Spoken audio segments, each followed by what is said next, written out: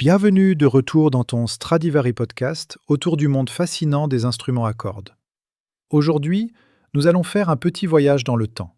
Imagine que nous voyageons en arrière, très en arrière, au XVIe siècle, dans la ville nord-italienne de Crémone. À l'époque, la ville était encore calme, petite, mais elle allait bientôt devenir un centre mondial de la lutherie. Et cela tenait surtout à une famille, les Amati. Peut-être as-tu déjà entendu ce nom, mais ce que peu de gens savent, c'est que cette famille était l'origine d'une toute une tradition, sans laquelle il n'y aurait ni Stradivari ni Guarneri. Aujourd'hui, nous allons donc parler de la famille Amati, les ancêtres de Crémone, et pourquoi ils sont si décisifs pour l'histoire du violon. Tout commence avec Andrea Amati. Né vers 1505, probablement à Crémone, nous ne savons pas grand-chose sur lui. Pas de lettres, pas de journaux, pas d'histoire personnelle. Ce que nous avons, ce sont ses instruments. Et il parle un langage clair. Andrea Amati est considéré comme le premier luthier connu à avoir créé un modèle de violon fonctionnel et esthétiquement élaboré. Il a transformé ce qui existait auparavant en instruments à cordes, rebec, fidèle, lira da braccio, en une nouvelle forme, le violon tel que nous le connaissons aujourd'hui. Ce n'était pas un bricoleur. Pas un solitaire qui expérimentait dans une chambre silencieuse. Andrea Amati était un artisan, oui, un artiste avec une vision, et probablement aussi un entrepreneur. Car il a réussi à vendre ses instruments jusqu'à la cour française. Un exemple connu est une commande du roi Charles IX de France. Pour lui, Amati a construit toute une famille d'instruments à cordes, violon, alto, même des instruments de basse. Beaucoup de ces pièces étaient ornées des armoiries royales, finement peintes, et sont encore conservées aujourd'hui. On pourrait dire, Andrea Amati était le premier luthier avec une renommée internationale. Son travail a été poursuivi par ses fils, notamment Antonio et Girolamo Amati, également connus sous le nom de frères Amati. Ils ont continué l'œuvre de leur père, affinant les modèles, travaillant avec encore plus de précision et d'esthétique. Leur violon était plus élancé, acoustiquement plus abouti et particulièrement dans la forme. Les F-holes caractéristiques, la volute, les proportions. Si convaincants qu'ils ont servi de modèle pendant des siècles. Ils ont fait de la lutherie artisanale une école.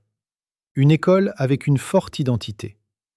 Et puis vient Niccolò Amati, probablement le représentant le plus connu de la famille. Né en 1596, il a vécu et travaillé à une époque marquée par de profondes crises. Entre 1629 et 1633, la peste a ravagé le nord de l'Italie, et aussi Crémone. Près de la moitié de la population est morte. L'effondrement économique et social a été massif. Et au milieu de tout cela, Niccolò, qui dirigeait son atelier à cette époque. Beaucoup de ses collègues et même des membres de sa famille ont été victimes de la peste. Niccolò a survécu et est devenu un nom central dans l'histoire de la lutherie. Car c'est justement après cette catastrophe qu'il a créé certains de ses plus beaux instruments.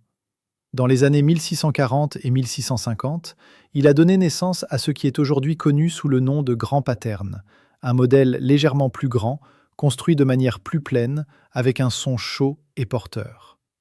Et ce n'était pas seulement un progrès sur le plan artisanal, mais aussi musical, car la musique évoluait. Les espaces devenaient plus grands, le répertoire plus exigeant, le son devait porter davantage. Niccolò Amati semblait le ressentir. Il ne se contentait pas d'évoluer, il anticipait. Son influence s'étendait bien au-delà de son propre établi. Dans son atelier, de nombreux élèves travaillaient, certains directement, d'autres indirectement. L'un d'eux était très probablement nul autre qu'Antonio Stradivari. S'il était vraiment un élève officiel, cela n'est pas encore prouvé à 100% aujourd'hui. Mais ses premiers instruments portent une claire empreinte d'Amati. Andrea Guarneri, fondateur de la célèbre lignée Guarneri, a également appris auprès de Niccolò. On pourrait donc dire, l'atelier des Amati était le fondement de l'école crémonaise, le début d'une ère dorée dans la lutherie. Et ce qui est fascinant, c'est que tout cela a commencé dans une petite ville, dans une seule famille, avec un seul métier artisanal. Mais à travers les générations, cela est devenu un patrimoine culturel qui a influencé le monde entier. Cette lutherie est célébrée depuis quelque temps comme un patrimoine mondial de l'UNESCO. Ce que l'on appelle aujourd'hui le son italien, synonyme de profondeur, de chaleur et de résonance, cela a commencé avec les Amati. Leurs instruments sont aujourd'hui rares, précieux et sont encore joués. Les musiciens qui tiennent un véritable amati dans leurs mains rapportent un son qui semble presque parlant. Fin, clair, mais avec une âme. C'est ce caractère qui n'est pas simplement le résultat de la mesure et de l'outil, mais de l'intuition, de l'expérience et oui, aussi de l'amour de la forme. La famille Amati n'a donc pas seulement perfectionné un artisanat, elle a créé un langage de forme, un langage de son qui agit à travers les siècles. Et peut-être que c'est là son plus grand héritage, avoir montré comment du bois, de la résine et un savoir-faire peuvent donner naissance à quelque chose d'intemporel. Quelque chose qui chante, longtemps après que le maître lui-même se soit tu. C'est tout pour aujourd'hui. Merci d'avoir à nouveau écouté le Stradivari Podcast. Abonnez-vous et partagez-le avec d'autres, et continuez à nous accompagner dans ce voyage acoustique dans le monde fascinant des instruments à cordes.